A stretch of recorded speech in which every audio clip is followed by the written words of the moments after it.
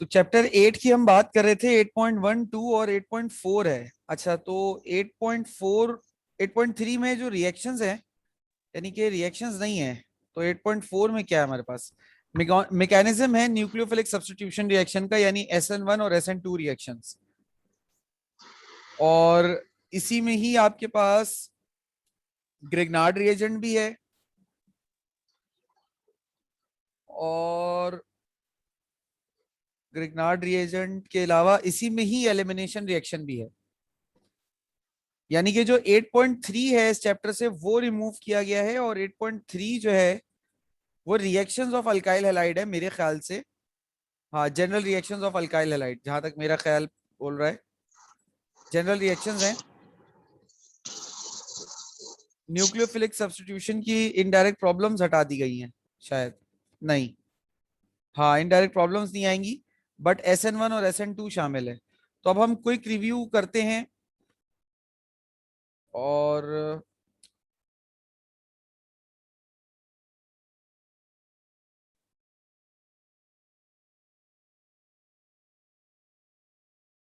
ये हमारे पास चीजें लिखी हुई पहले से ही मौजूद है।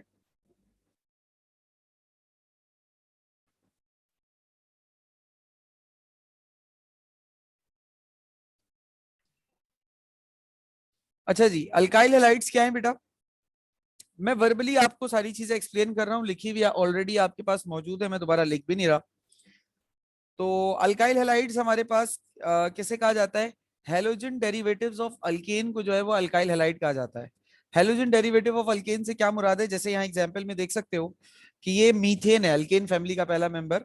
इसमें से अगर मैं एक हाइड्रोजन हटाकर उसकी जगह कोई भी हेलोजन लगा दूं, जैसे यहाँ पर मैंने क्लोरीन लगा दिया, यहाँ मैंने ब्रोमीन लगा दिया, यहाँ मैंने आयोडीन लगा दिया, तो कोई भी हेलोजन अगर मैं लगा देता हूं, तो उसके बाद यानी कि हेलोजन लगने के बाद वो कंपाउंड अल्काइल हैलाइड कहलाता है। ठीक है, हेलोजन लग जाने के बाद वो अल्काइल हैलाइड कहलाएगा। सही है। तो CH4 आपके पास जो है वो मीथेन है, अल्केन फैमिली का मेंबर। उसमें से एक हाइड्रोजन हटाकर आप हेलोजन लगा दें तो वो आपके पास बन जाता है अल्काइल हैलाइड। अब अगर हम क्लासिफिकेशन देखें अल्काइल हैलाइड्स की, तो there are 3 types of alkyl halides. Number 1 primary alkyl halide, number 2 secondary, and number 3 tertiary. तो प्राइमरी अल्काइल हैलाइड्स क्या होते हैं, सेकेंडरी अल्काइल हैलाइड्स क्या होते हैं, एंड टर्चरी अल्काइल हैलाइड्स क्या होते हैं? हम इन तीनों को देख लेते हैं बारी बारी। देखो, प्राइमरी अल्काइल हैलाइड वो अल्काइल हैलाइड्स कहलाते हैं जिसमें halogen atom primary carbon atom से लगा हो। अब सवाल सबसे पहले ये आता है कि प्राइमरी अल्काइल हैलाइड को समझने के लिए सबसे जरूरी ये है कि आप प्राइमरी कार्बन क्या होता है ये समझें। तो प्राइमरी कार्बन एक ऐसा कार्बन होता है बेटा, कार्बन की 4 वैलेंसीज होती हैं, ठीक है ना, यानी 4 बॉन्ड बनाता है कार्बन। अगर कार्बन के 4 बॉन्ड में से कोई ऐसा कार्बन है जिसके चारों बॉन्ड में से किसी भी बॉन्ड पर दूसरा कार्बन ना लगा हो, या फिर 4 में से किसी एक वैलेंसी पर एक कार्बन लगा हुआ हो, तो ऐसे कार्बन को हम प्राइमरी कार्बन कहते हैं। जैसे यहां देख सकते हो, इस कार्बन की अगर मैं मिसाल लूं, तो इस कार्बन के 3 जानिब हाइड्रोजन लगा हुआ है। अच्छा, एक को मैं क्यों काउंट नहीं कर रहा? क्योंकि एक जगह तो फंक्शनल ग्रुप ही लगना है ना, लाजमी सी बात है, अल्काइल हैलाइड बना रहे हो तो एक तरफ तो हैलाइड फंक्शनल ग्रुप लगना है। तो इसलिए एक को तो मैं काउंट ही नहीं कर रहा, बाकी 3 जानिब हाइड्रोजन है।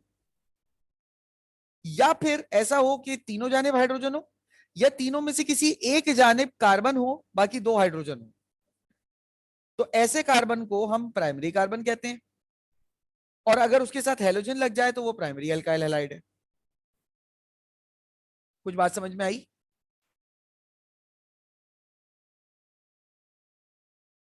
Yes sir. इसके बाद आ जाइए सेकेंडरी अल्काइल हैलाइड पर। तो इस फैमिली मतलब क्लासिफिकेशन में जो हमारे पास सेकंड टाइप है वो सेकेंडरी अल्काइल हैलाइड की है। और सेकेंडरी अल्काइल हैलाइड के लिए जरूरी ये है कि हम समझें कि सेकेंडरी कार्बन क्या होता है। अब जैसे प्राइमरी कार्बन में फंक्शनल ग्रुप वाले कार्बन के बाकी तीनों तरफ या तो हाइड्रोजन हो, या सिर्फ एक कार्बन हो, उससे ज्यादा ना हो, या आपके पास क्या होता है, ये कहलाता है प्राइमरी। अब सेकेंडरी में क्या है कि फंक्शनल ग्रुप वाले कार्बन के दो तरफ कार्बन हो और एक तरफ हाइड्रोजन हो, तो उसको हम कहते हैं सेकेंडरी कार्बन। अब आ जाइए टर्शियरी अल्काइल हैलाइड पर। अब टर्शियरी अल्काइल हैलाइड में क्या है कि फंक्शनल ग्रुप वाले कार्बन के तीनों तरफ कार्बन लगे हुए। प्राइमरी में या तो फंक्शनल ग्रुप वाले कार्बन के साथ कोई कार्बन ना लगा हो या एक कार्बन लगा हो। सेकेंडरी में फंक्शनल ग्रुप वाले कार्बन के साथ दो कार्बन लगे हुए हों। टर्शियरी में फंक्शनल ग्रुप वाले कार्बन के साथ तीन कार्बन लगे हुए, तो उसको हम कहते हैं टर्शियरी अल्काइल हैलाइड। क्लासिफिकेशन समझ में आई बेटा?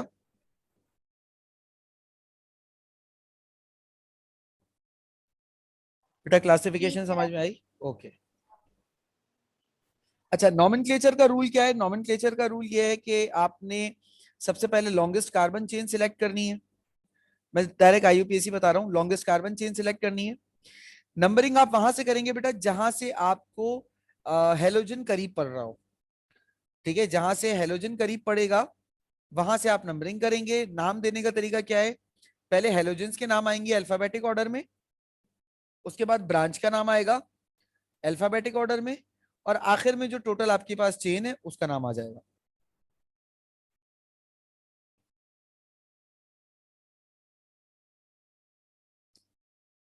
अब बात करनी है प्रिपरेशन की, कि अल्काइल हैलाइड्स की प्रिपरेशन कैसे की जाए। तो इसको प्रिपेयर करने का तरीका बेटा ये है कि जैसे तीन फैमिलीज हमने ली, अल्कोहल, अल्कीन्स और अल्केन। इन तीन की मदद से हम बनाएंगे अल्काइल हैलाइड। अब सबसे पहले देखते हैं अल्कोहल की मदद से कैसे बनाएंगे। अगर हम अल्कोहल का रिएक्शन किसी हेलोजन एसिड से करवा दें, हेलोजन एसिड से मुराद HF, HBr, HCl, HI। अगर हम अल्कोहल का रिएक्शन किसी हेलोजन एसिड से करवा दें तो हमारे पास अल्काइल हैलाइड बन जाता है। जैसे आप यहां देख सकते हो कि ये है अल्कोहल, मिथाइल अल्कोहल। इसका रिएक्शन मैंने HCl के साथ कराया in the presence of zinc chloride, तो मेरे पास क्या बन गया? ये बन गया बेटा मिथाइल क्लोराइड। अच्छा, अब डबल डिस्प्लेसमेंट है, इसका नेगेटिव इसके पॉजिटिव के साथ जाके जोड़ा, वाटर बन गया। इसका नेगेटिव इसके पॉजिटिव के साथ अगर जुड़ गया, CH3Cl बन गया। यही सेम सिनेरियो यहाँ दूसरी एग्जाम्पल में और तीसरी एग्जाम्पल में भी है। ठीक है,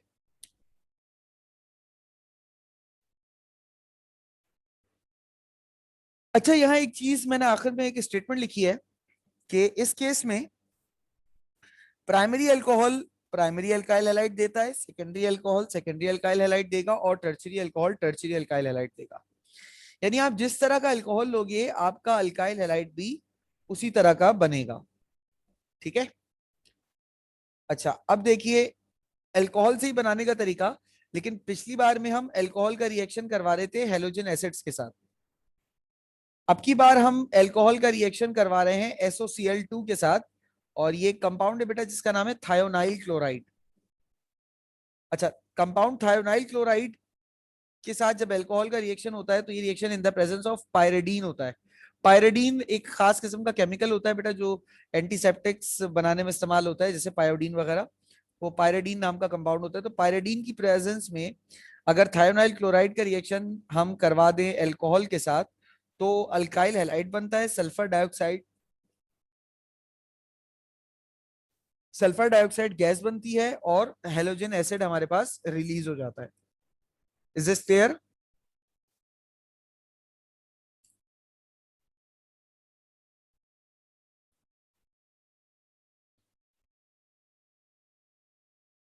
बेटा is this clear? Yes sir. अच्छा जी, लेकिन इसमें एक प्रॉब्लम है कि ये जो मेथड है ना, ये सिर्फ और सिर्फ अल्काइल क्लोराइड बनाने के लिए यूज हो सकता है, कुछ और बनाने के लिए नहीं। यानी अल्काइल ब्रोमाइड, अल्काइल आयोडाइड नहीं बना सकते आप। क्यों? क्योंकि ये जो SOCl2 देख रहे हो ना, थायोनाइल थायोनाइल क्लोराइड एग्जिस्ट करता है, थायोनाइल ब्रोमाइड या थायोनाइल आयोडाइड एग्जिस्ट नहीं करता। तो इस वजह से अगर थायोनाइल ब्रोमाइड या थायोनाइल आयोडाइड एग्जिस्ट करता होता तो हम इससे अल्काइल ब्रोमाइड और आयोडाइड भी बना लेते। लेकिन चूंकि थायोनाइल क्लोराइड के अलावा कुछ एग्जिस्ट नहीं करता तो इसलिए हम वो बना नहीं रहे। Is this clear? Yes, sir. अच्छा, एक और तरीका आप देखिए कि अल्कोहल का रिएक्शन फॉस्फोरस ट्राइक्लोराइड्स के साथ करवा दिया जाए। अब वो फॉस्फोरस ट्राइक्लोराइड PCl3 भी हो सकता है, PbR3 भी हो सकता है, PI3 भी हो सकता है। अल्कोहल का रिएक्शन आपने करवाया फॉस्फोरस हैलाइड के साथ, तो नतीजे में आपके पास अल्काइल क्लोराइड बन जाएगा। दूसरा आ जाइए, अल्कीन्स के साथ अगर रिएक्शन कराया जाए तो बेटा अल्कीन के साथ तो बड़ा मशहूर जमाना रिएक्शन होता है, हाइड्रोहेलोजिनेशन ऑफ अल्कीन होती है। और ये रिएक्शन हमने चैप्टर नंबर 7 में भी पढ़ा था। इसमें भी हम यही करते हैं कि अल्कीन का रिएक्शन हेलोजन एसिड्स के साथ कराते हैं। अब वो हेलोजन एसिड ब्रोमीन का, आयोडीन का, क्लोरीन का, किसी का भी हो सकता है। अल्केन की बात करें तो अल्केन का जो ये वाला रिएक्शन होता है ये फोटोकेमिकल रिएक्शन होता है, और ये आपने चैप्टर नंबर 7 में मीथेन और इथेन में भी पढ़ा हुआ है। तो ये वही रिएक्शन है जिसमें मतलब अल्केन को और क्लोरीन गैस को in the presence of sunlight रखा जाता है तो हमारे पास अल्काइल क्लोराइड बन जाता है।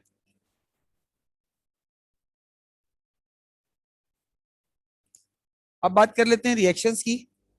तो सब्स्टिट्यूशन रिएक्शंस, सबसे पहले तो the replacement of nucleophile of substrate with attacking nucleophile is known as nucleophilic substitution.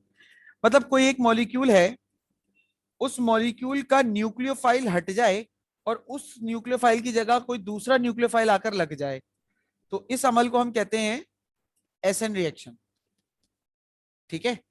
अब न्यूक्लियोफाइल क्या होता है? न्यूक्लियोफाइल का मतलब होता है बेटा न्यूक्लियस लविंग, और न्यूक्लियस लविंग का मतलब ये है कि ये चीज न्यूक्लियस की तरफ अट्रैक्ट होती है, लव टुवर्ड्स न्यूक्लियस। ठीक है। तो अब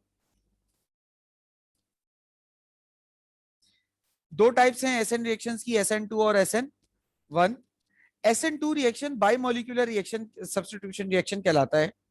बाइमोलिक्यूलर का मतलब होता है दो अलग अलग मॉलिक्यूल्स का रिएक्ट करना आपस में। बाइमोलिक्यूलर, बाई मींस टू, और बाई का मतलब ऐसा टू जो दो अलग अलग चीजें हों।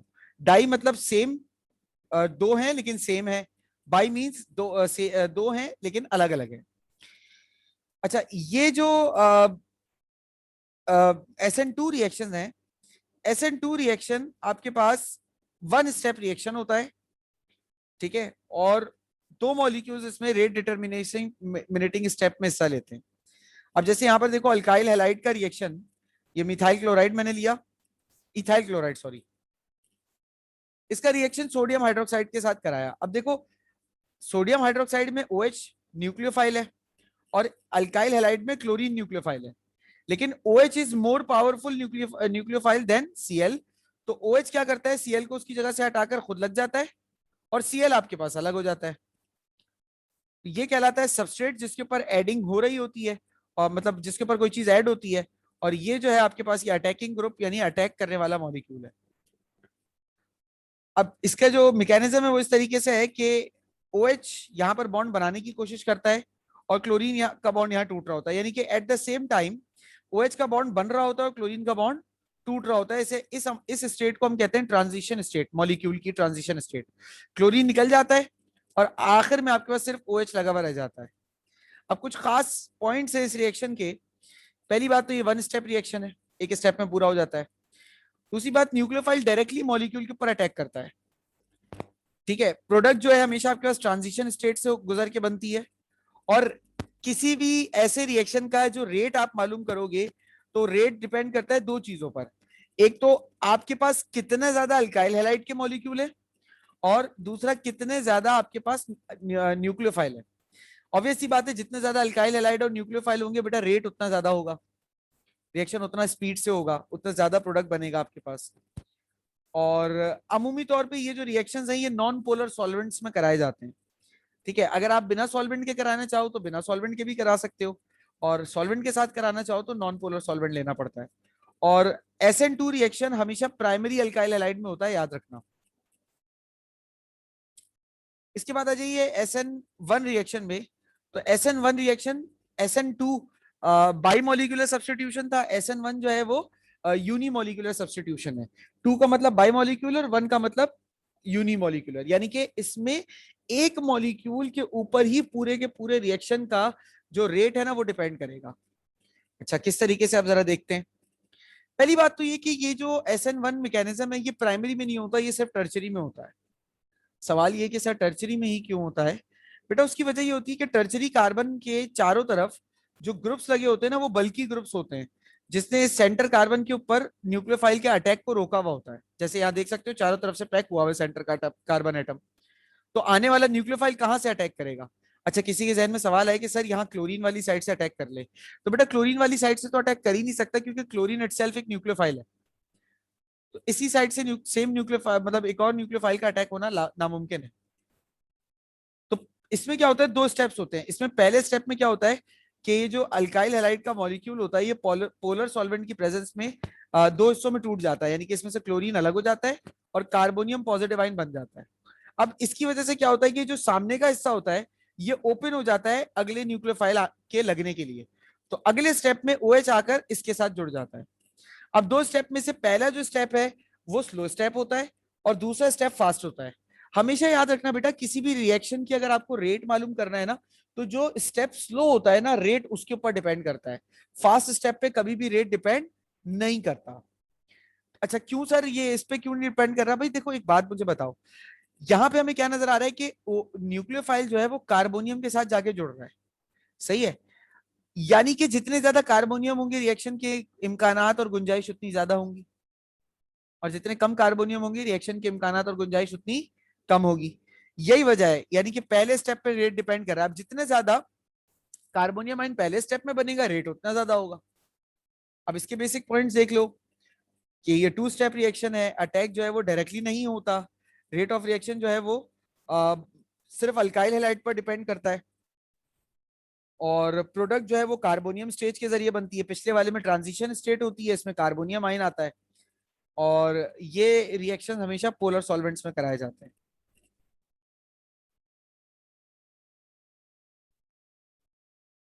अच्छा जी,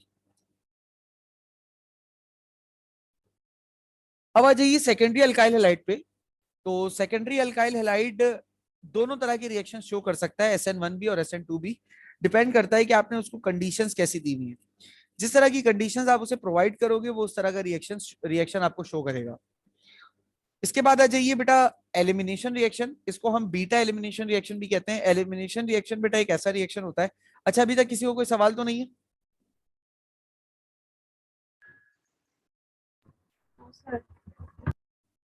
ओके। एलिमिनेशन रिएक्शन बेटा एक ऐसा रिएक्शन होता है जिसमें एक मॉलिक्यूल में से पुराना लगा हुआ कोई एलिमेंट हमेशा के लिए हट जाए। पुरानी लगी हुई कोई चीज हमेशा के लिए हट जाए और उसकी जगह कोई नई चीज आकर भी ना जुड़े। सब्स्टिट्यूशन में क्या होता है, एक पुराना हटेगा नया उसकी जगह लगेगा। एलिमिनेशन में सिर्फ पुराना हटता है, नया कुछ नहीं लगता। इसे बीटा एलिमिनेशन क्यों कहते हैं? बीटा एलिमिनेशन इसे इसे इसलिए कहते हैं क्योंकि इसमें बीटा कार्बन में से हाइड्रोजन रिमूव करवाया जाता है। दैट इज वाई इसको हम बीटा एलिमिनेशन भी कह देते हैं। अब इस रिएक्शन को कैसे करवाया जाता है? इसमें अल्काइल हैलाइड का रिएक्शन या तो आप एल्कोहलिक KOH से करा दें या आप सल्फ्यूरिक एसिड से करा दें। अब अल्काइल हैलाइड का रिएक्शन जब भी एल्कोहलिक KOH से होता है, हमेशा याद रखना अल्काइल हैलाइड इथीन में कन्वर्ट हो जाता, अल्कीन में कन्वर्ट हो जाता है, सॉरी। यहाँ पर क्या होता है बेसिकली, अल्फा कार्बन में से यानी इस कार्बन में से हेलोजन निकलता है, और बीटा कार्बन यानी इस कार्बन में से हाइड्रोजन निकलता है। ये H और Cl मिलकर HCl बना देते हैं, और KOH जो है यहाँ पर, सॉरी, ये जो K है ये Cl के साथ मिलकर KCl बना देता है। इधर से निकलने वाला जो H होता है वो H और ये OH मिलकर वाटर बना देते हैं। अब क्या होता है, अब दोनों ही कार्बन के पास एक एक वैलेंसी की कमी, मतलब एक एक बॉन्ड की कमी हो गई। अब इस कमी को पूरा करने के लिए दोनों कार्बन आपस में बॉन्ड फॉर्म कर लेते हैं और इथीन फॉर्म हो जाता, अल्कीन फॉर्म हो जाता है या इथीन फॉर्म हो जाता है। एल्कोहल की बात करो तो alcohol is a dehydrating agent, उसका काम वाटर को रिमूव कराना है। तो इस मॉलिक्यूल में अल्फा कार्बन में से OH और बीटा कार्बन में से H निकल के वाटर बना देते हैं, और ये आपके पास इथीन बन जाता है।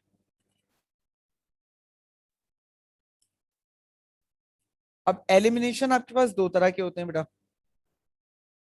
एक एलिमिनेशन E2 मैकेनिज्म कहलाता है और एक एलिमिनेशन जो है वो आपके पास E1 कहलाता है। E2 क्या है? E2 आपके पास एक स्टेप में होता है और बायोमोलिकुलर एलिमिनेशन होता है। जैसे कि आप देख सकते हो कि मैंने इथीन लिया, इथीन का रिएक्शन मैंने QH के साथ कराया। अब K is highly electropositive and halogen is highly electronegative, तो ये दोनों आपस में बॉन्ड बनाकर KCl बना देंगे।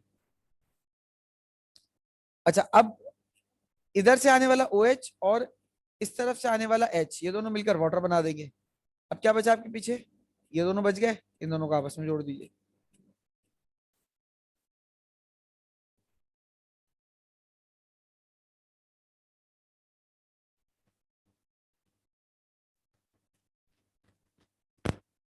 ठीक है भाई, समझ में आ गई ये वाली बात?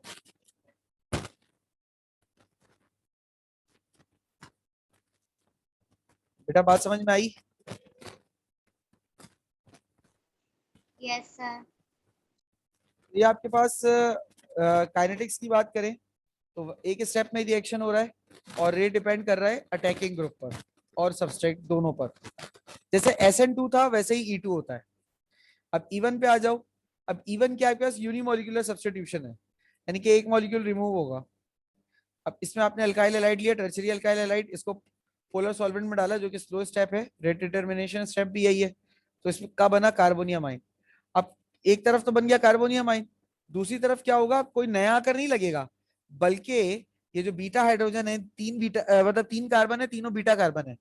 अब तीनों में से किसी एक बीटा कार्बन में से क्या होगा? हाइड्रोजन निकल के वाटर बना देगा, OH और H मिलकर, और ये आपके पास अल्कीन आ जाएगा। काइनेटिक्स की बात करें तो दो स्टेप में होता है रिएक्शन, पहला स्टेप स्लो है, दूसरा फास्ट। रेट डिपेंड जो है वो हमेशा सबस्ट्रेट पे करेगा, यानी कि जो मॉलिक्यूल रिएक्ट कर रहा है। और अच्छा जी, अब आ जाइए टू स्टेप रिएक्शन और रेट डिपेंड्स अपॉन सबस्ट्रेट। अब देखिए ग्रिग्नार्ड रिएजेंट आपके पास अगला टॉपिक है। तो जितने भी ऑर्गेनोमेटेलिक कंपाउंड्स होते हैं उनको ग्रिग्नार्ड रिएजेंट कहा जाता है। अब ऑर्गेनोमेटेलिक कंपाउंड क्या है? जैसे अल्काइल हैलाइड में कार्बन और मतलब कार्बन और हेलोजन का बॉन्ड होता है। अगर इन दोनों के बॉन्ड के बीच में, कार्बन और हेलोजन के बॉन्ड के बीच में मैग्नीशियम आप डाल दें तो ये बन जाता है ग्रिग्नार्ड रिएजेंट।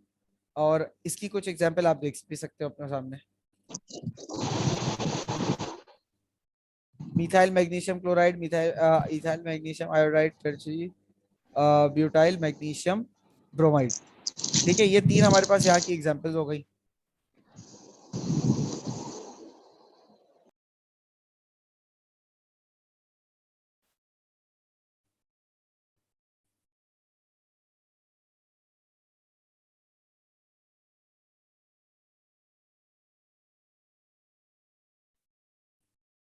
अच्छा, अब ग्रिग्नार्ड रीजन की एडवांटेजेस क्या है? सबसे पहली एडवांटेज तो ये कि इसने कार्बन को नेगेटिव बना दिया। बाकी जितने भी ऑर्गेनिक कंपाउंड होते हैं सब में कार्बन पार्शियली पॉजिटिव होता है, लेकिन इसने कार्बन को प्रॉपर्ली नेगेटिव बना दिया। तो बहुत सारे नए नए कंपाउंड्स हमारे सामने वजूद में आए हैं जो इससे रिलेटेड है। ठीक है जी।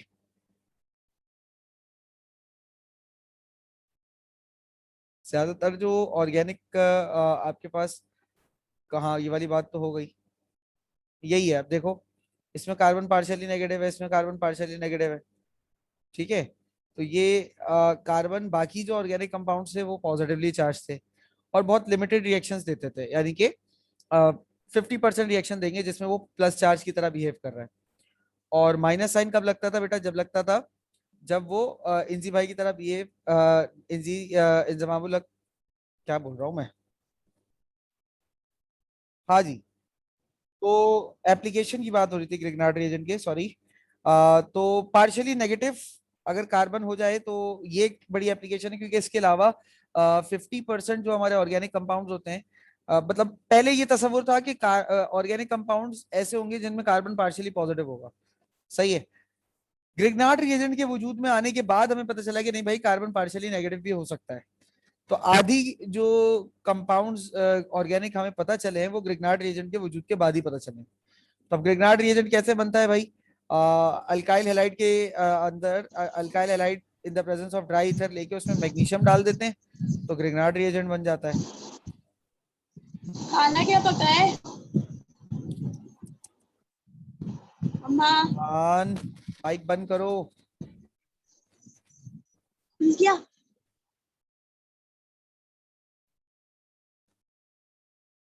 ठीक है जी। अच्छा, अब ग्रिग्नार्ड रिएजेंट किस मकासद के लिए, किन मकासद के लिए इस्तेमाल हो सकता है? अल्केन्स बनाने के लिए।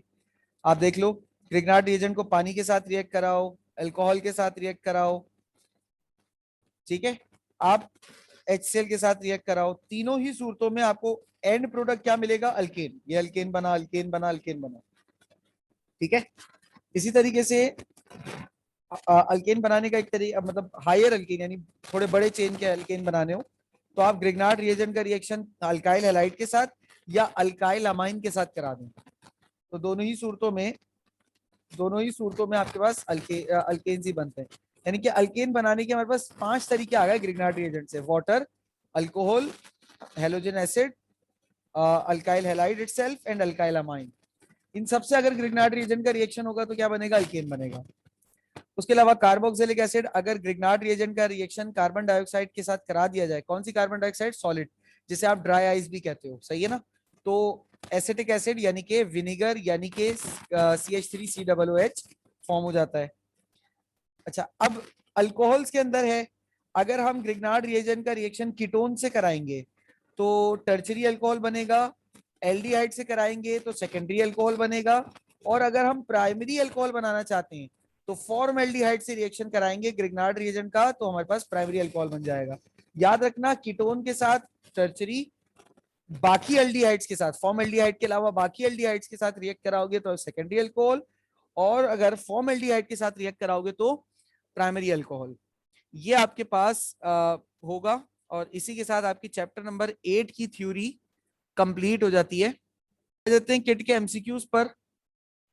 पिछले 2-3 चैप्टर से मैंने एक पैटर्न ये किया हुआ है कि मैं किट के एमसीक्यूज आपको सॉल्व नहीं कराता, मैं अभी भी नहीं कराऊंगा, ठीक है। ये 50 एमसीक्यूज हैं, ये किट के एमसीक्यूज आप लोग खुद सॉल्व कीजिए, थोड़ा सा बुक रीड कीजिए, लेक्चर की रिकॉर्डिंग को सुनिए और इनको सॉल्व कीजिए। किसी को अगर कहीं कंफ्यूजन आ रही होगी तो you can ask from me, और इसके क्वेश्चंस को भी आप एक नजर देख लीजिएगा, जिसको जिन सवालों में जहां पे जो इशू आ रहा हो वो मुझसे पूछ सकता है।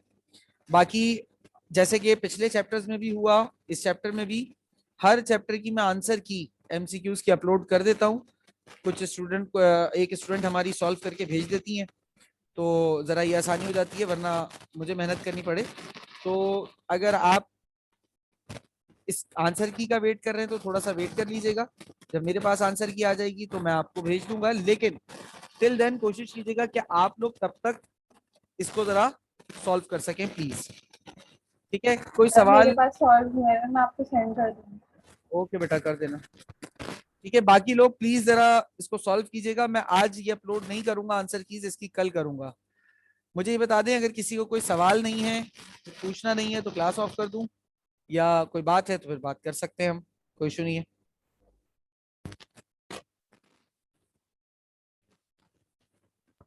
सर क्वेश्चन है। इज देयर एनी क्वेश्चंस बेटा? सर चलिए ठीक है, तो फिर बाकी बात आपसे कल करूंगा चैप्टर नंबर 9 के साथ, ठीक है। 8 हो गया हमारा कंप्लीट, कल 9, फिर इंशाल्लाह 4 और 5 इसी हफ्ते में कंप्लीट करके बस वाइंड अप कर दूंगा। 10-11 मैं रिवाइज नहीं कराऊंगा, 10-11 के वीडियोस रिकॉर्डेड हैं, वो देख लेना, वही है, उसमें मैं रिवीजन भी कराऊंगा, वही सारी बातें कर रहा हूँ, इसलिए 4-5 की बात करके 10-11 के सिर्फ एमसीक्यूज डिस्कस कर लेंगे, ठीक है। सर एक बात पूछनी थी सर आपसे। जी बेटा बोलिए, निम्रा आप बोलिए, मतलब खदीजा तुम्हारी भी सुनता हूँ।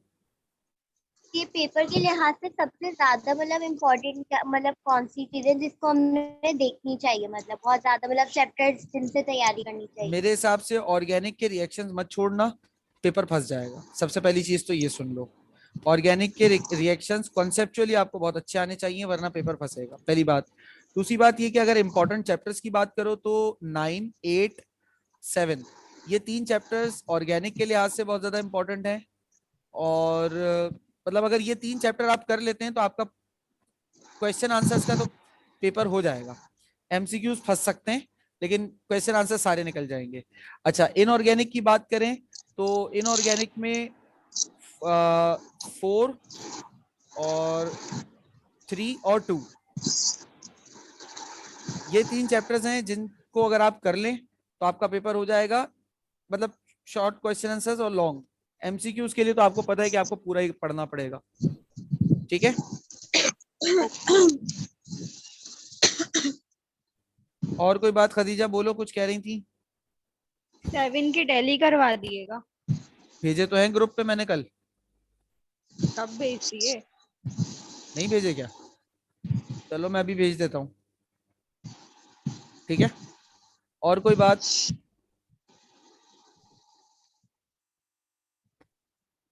बेटा और कोई बात?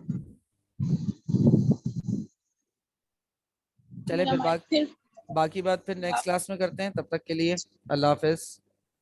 अल्लाह हाफ़िज़ सर।